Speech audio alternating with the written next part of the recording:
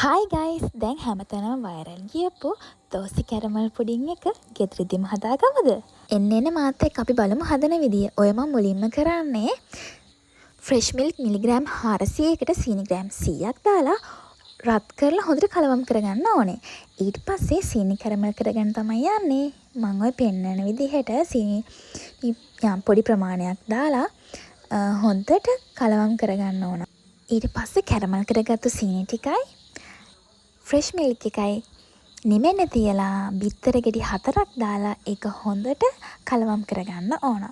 ඊට පස්සේ ඒ කලවම් කරපු එකට අපි නිමෙන්න තියපු ෆ්‍රෙෂ් මිල්ක් එක එකතු කරගන්න ඕන. අනිවාර්යෙන් පෙරලා එකතු කරගන්න.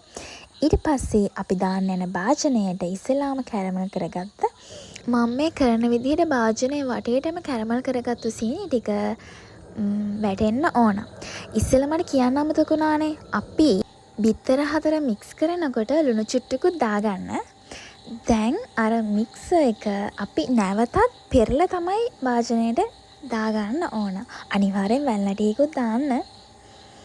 මෙන්න මේ විදිහට තමයි කැරමල් පුඩින් එක හැදෙන්නේ. ඊට පස්සේ ඔයාලා හදාගත්ත මික්ස් එක සෙල්සියස් අංශක 120ට වගේ අවන් එකේ තියන්නත් පුළුවන්. නැත්නම් ඩබල් බොයිල් කරගන්නත් පුළුවන් විනාඩි 20ක් විතර. මෙන්න මම හදාගත්ත කැරමල් එක. අනේ බලන්නකෝ ඒක අනිත් පැත්ත හරවනකොට චොර වුණා.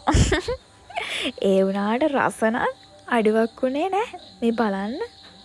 හරිම සොෆ්ට්. ඔය මං ඕක කනවා. අනේ ෂෝක් මං එනවා.